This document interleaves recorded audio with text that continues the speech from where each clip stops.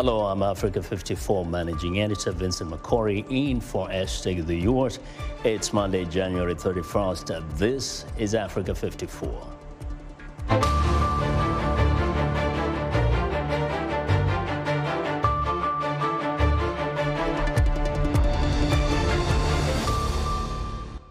The African Union suspends Burkina Faso following last week's military coup. A Swedish-Kenyan group introduces electric buses to Kenya. And in a VOA exclusive, White House Chief Medical Advisor Dr. Anthony Fauci says the U.S. will continue aiding the global fight against coronavirus.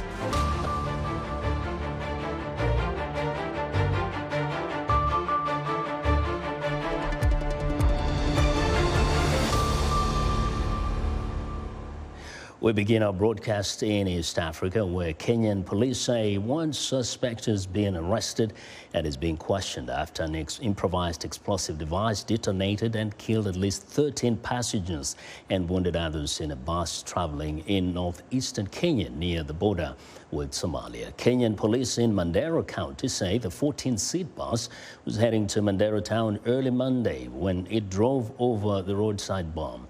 Kenyan media reports cites witnesses saying they heard gunfire after the deadly explosion. So far, no group has claimed responsibility for the attack. To West Africa now, Burkina Faso has been suspended by the African Union from all activities in response to last week's military coup. The suspension is effective until constitutional order is restored. That is according to the AU.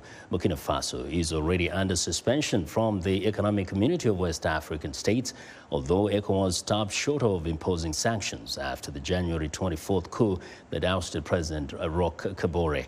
An ECOWAS delegation, along with the United Nations envoy, were visiting Burkina Faso on Monday to meet with the coup leaders before deciding on next steps.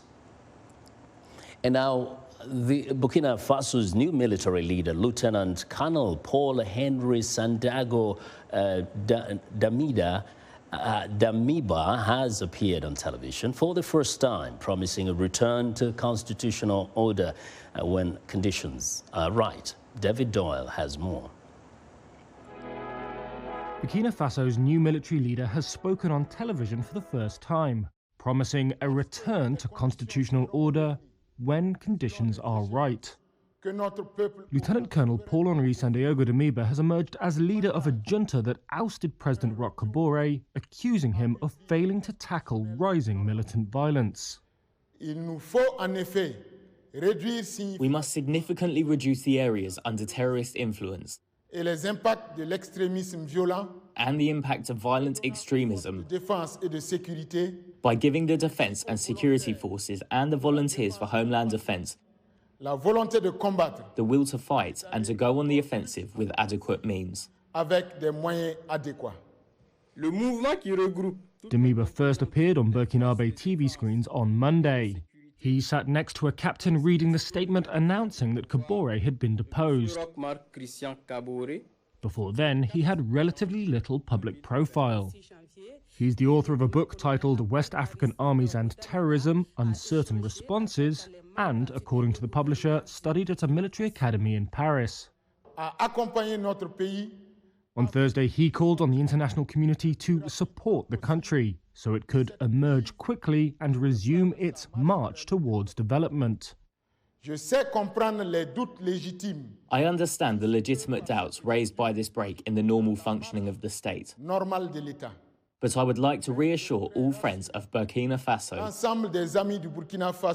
that the country will continue to respect its international commitments, particularly with regard to the respect of human rights. Damiba was promoted in December to commander of Burkina Faso's 3rd military region, which is responsible for security in the capital, Ouagadougou. That promotion came amid protests over surging violence and was part of a shake-up some analysts viewed as an effort by Kabore to shore up support in the military. Well, David Doyle of Reuters fired that report.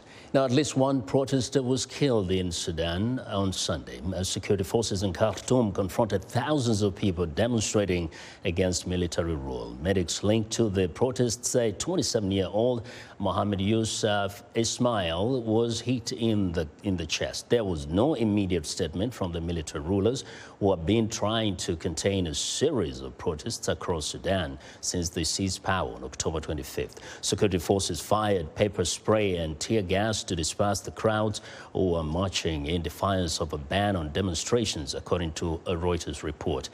Protesters got within about 2 kilometers of the presidential palace before they were blocked by security forces. And now, the United Nations plans to host a summit this year with the theme of transforming education.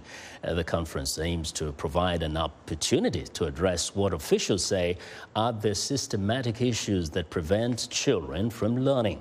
The meeting comes as the coronavirus pandemic continues to disrupt education worldwide. One group that is fighting to transform learning in the developing world is the Global Partnership for Education, which is helping to raise funds to address some of these challenges. The new chair of the GPE is former Tanzania President Jakaya Kikwete, who says the organization works to deliver quality education to both girls and boys. He recently met UN Secretary General Antonio Guterres about the upcoming summit. Now, viewers Peter Clotes spoke with Kikwete and asked him about the major takeaways from the meeting.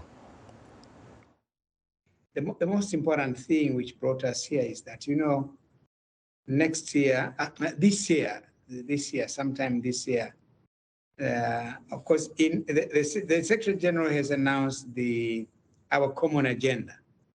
And in our common agenda, they have put a lot of emphasis on education. This is for the first time. And they are going to convene a special summit on education, transforming education summit later this year. So for us in GPE, transforming education is our preoccupation. So we thought we would come and talk to the Secretary General, the Deputy Secretary General, get the feel of it, what is it, but of course offer our readiness to work with the United Nations during the preparatory stage of the summit, during the summit itself, and after the summit on the follow-up. So what were some of the major takeaways of this meeting following this discussion? Yeah, of course, the major takeaways from this is that we found there was meeting of minds. The UN also was ready to work with GPE, and they were finding some time at some point to reach out to us. So, but we brought ourselves here. So now they said they are ready to work with us, and we have agreed on establishing the mechanisms. My vice chair is going to work with the office of the Deputy Secretary General in the preparation. We also have officials from the Secretariat of GPE who are also going to be part of that. So we are going to initiate discussions now on the modalities of cooperation. What are the roles that the UN wants GPE to perform in that regard? But we expressed our deepest appreciation to the Secretary General for thinking about it, also to support the holding of the summit, and praying that the summit comes out a successful one.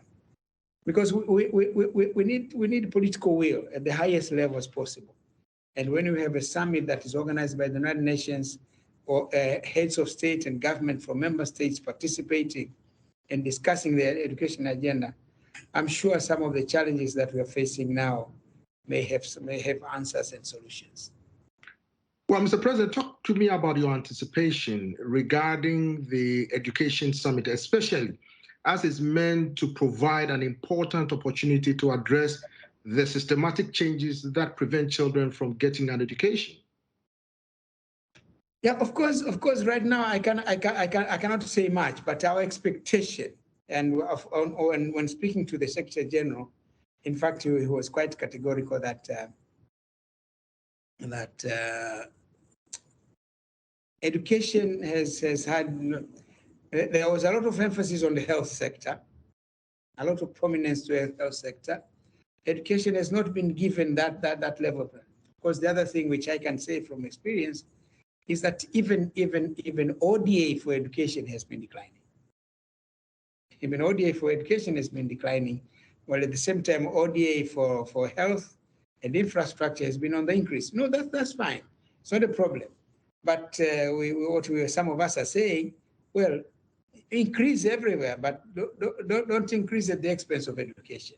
Yes, that's it. We are not saying don't give more money for healthcare, don't give more money for infrastructure, but it should not be reduced from education to give more money for education and healthcare.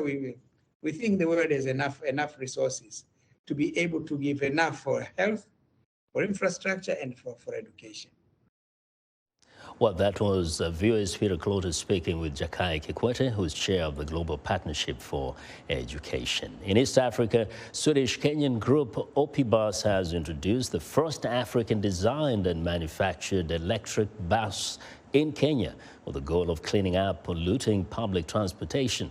Opibus, Kenya's first company to make electric motorcycles, plans to launch the bus commercially in a few months and bring it to markets across Africa by 2023. Juma Majanga reports from Nairobi. As other vehicles jostle for space while belching clouds of dark smoke in the streets of Nairobi, Benjamin Maina is driving a unique bus, one that is fully electric. I feel privileged driving this vehicle. It's also very amazing when you are driving this vehicle compared to the fossil fuels vehicles, considering there is a lot of vibrations on fossil fuel vehicles and also a lot of noise. But with this vehicle, it's quite silent and very sleek. Public transport in Kenya and across the African continent is largely run informally with no emission standards in place, making the vehicles highly pollutive. If you look at the cities, the heavy-duty vehicles, which are buses and trucks, that's the bulk of the pollution, So they are a big contributor to pollution. But as I said, they're also an opportunity, because how do we shift to cleaner modes? How do we shift? Because we need mass transport to be sustainable, to make cities more sustainable. The introduction of electric buses into the African market by Opibus is aimed at remedying the situation. This electric bus is a really important first step in the transition from fossil fuel vehicles to electric, clean mobility, right? And I think we really show precedence being the first movers in this market with a bus that's even locally developed. The ride today is one of its own, having ridden on an electric vehicle. It's just cool, no noises like the combustion engines. There are no smells like the combustion engine. So it's just cool and awesome to be in these vehicles. Africa's electric cars market, currently in its infancy, presents a huge opportunity for investment and the creation of green jobs, say experts. When you look at our source of electricity, it is renewable.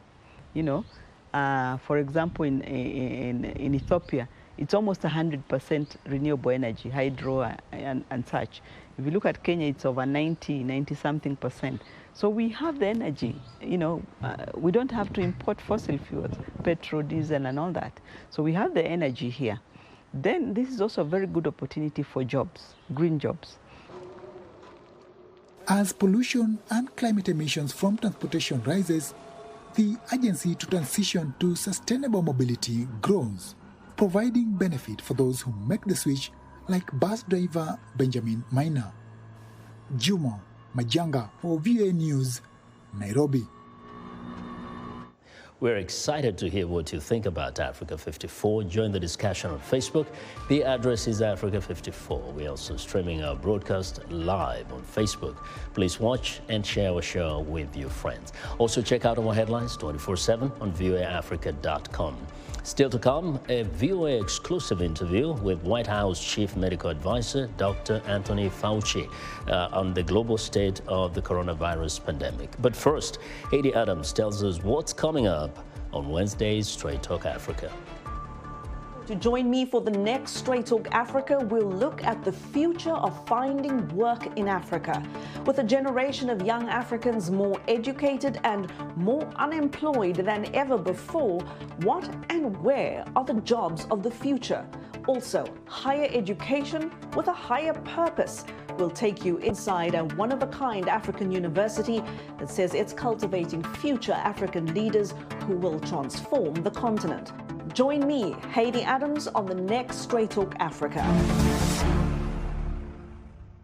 The United Nations Security Council meets Monday to discuss Russia's buildup of more than 100,000 troops along the Ukraine's border.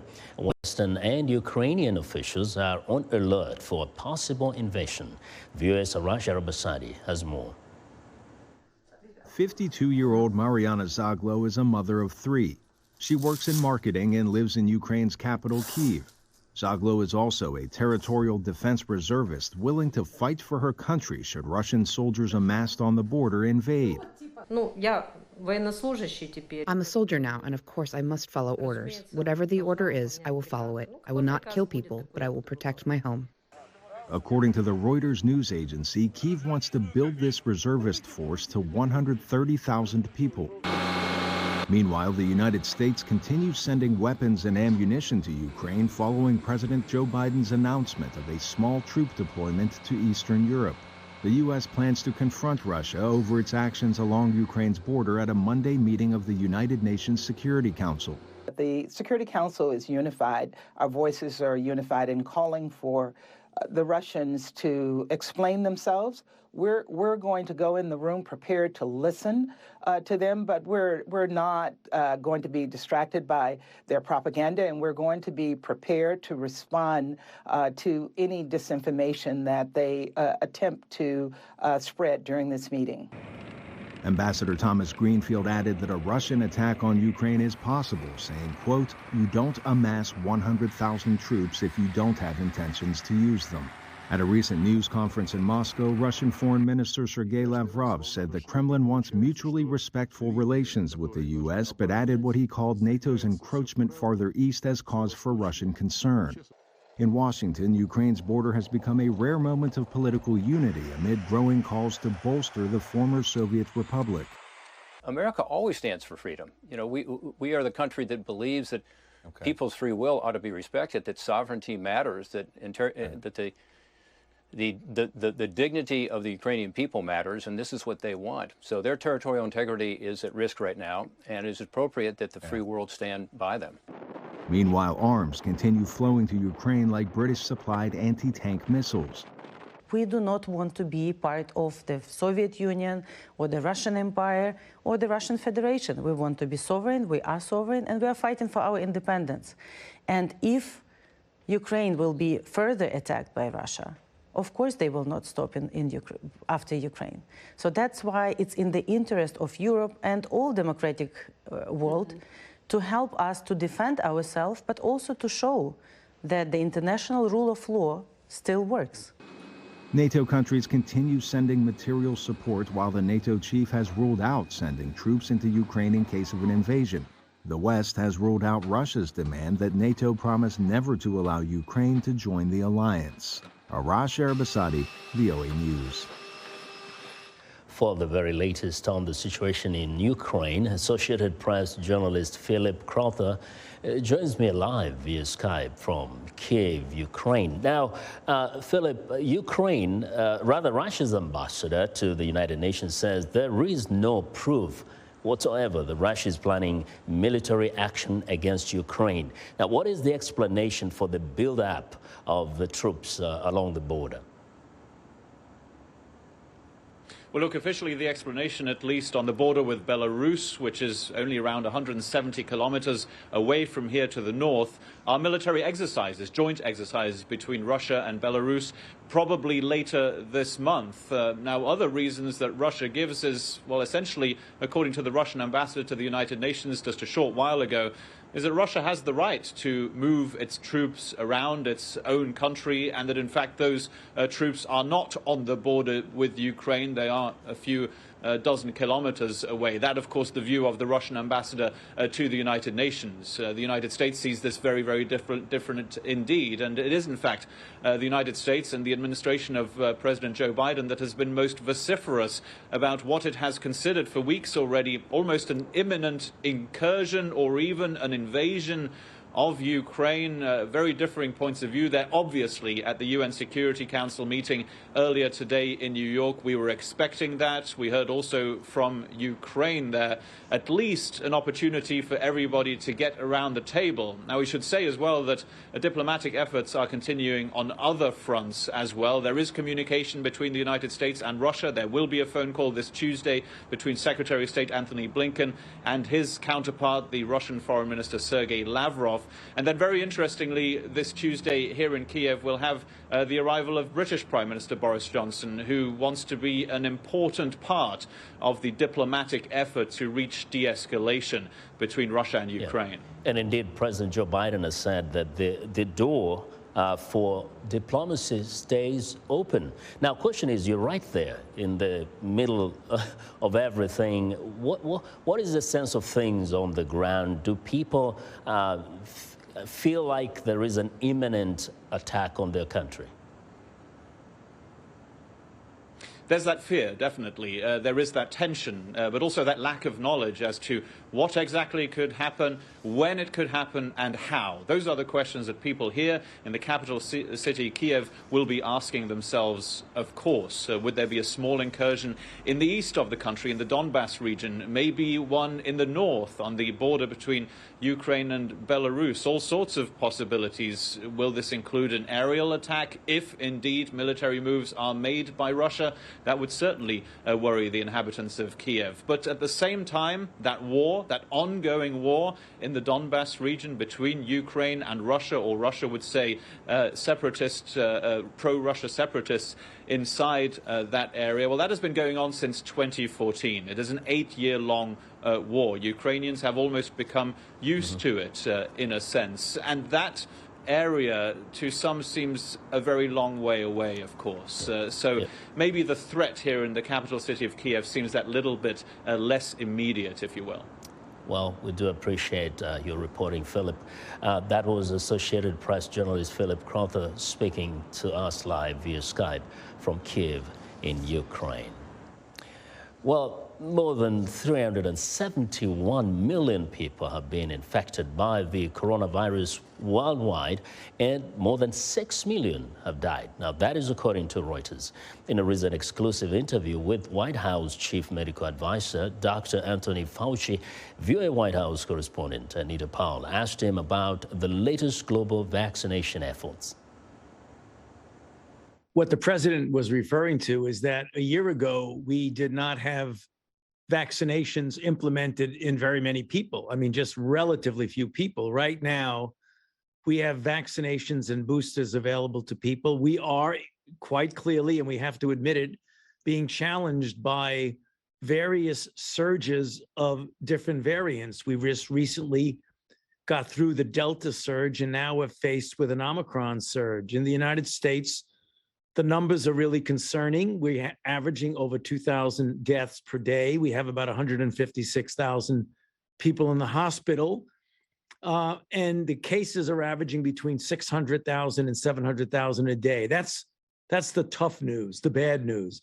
The somewhat encouraging news is that in many regions of the country, the outbreak has peaked and is turning around. We're seeing that explicitly and specifically in the northeastern part of the country, as exemplified by New York City, and in the upper Midwest in Chicago, also as far south as Washington, D.C. However, there are some states, southern states and western states, which are still surging, and some of them are starting to level off. I think the net effect is that you're going to see a peak and then an ultimate diminution of number of cases, and ultimately, as a late indicator, numbers of hospitalization. But we can't be overconfident that because this looks like it's turning around, that we're out of the woods.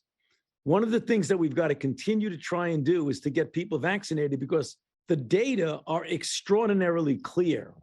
When you look at the number of hospitalizations and the severity of disease and compare unvaccinated people with vaccinated people, the difference is striking. I mean, very, very profoundly evident, the difference between vaccinated and unvaccinated. So it's a mixed bag.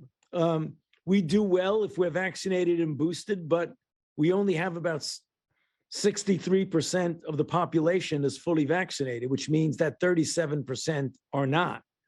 So when the president says we're much better off, he's really referring to the fact that what we have now, we didn't have a year ago. We didn't have the vaccine implementation plan we have. We didn't have antivirals that were effective, and we have at least 5 now. We didn't have a lot of masks available. We now have hundreds of millions of masks, and we are now implementing about 500 million rapid tests in the next month or so, followed by yet again another 500 million tests.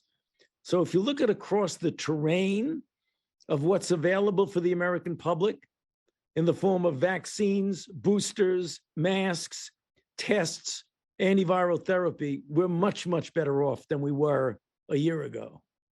I can always count on you for such a wonderful summation of everything. I'm going to have you move outside of the U.S., not literally, but in this line of questioning, to talk about vaccine donations and why, in summary, it's so important in your view as a health professional that we're donating so many vaccines to other countries.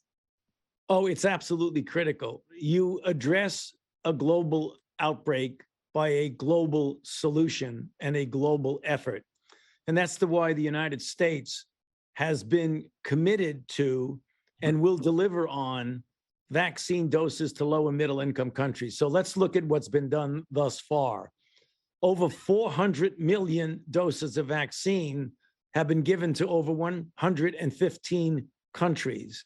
The United States has given or pledged 1.1 billion doses to be delivered between now and the middle of this year as we get into the fall.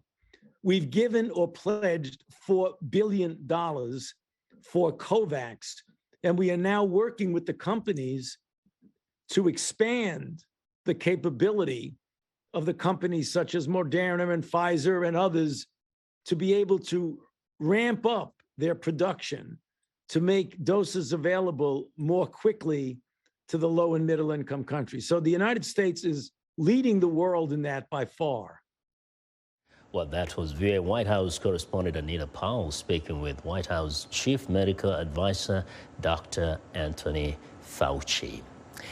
And that is our show for today. Be sure to watch Africa 54 on our website at voaafrica.com. From all of us here in Washington, thanks for watching.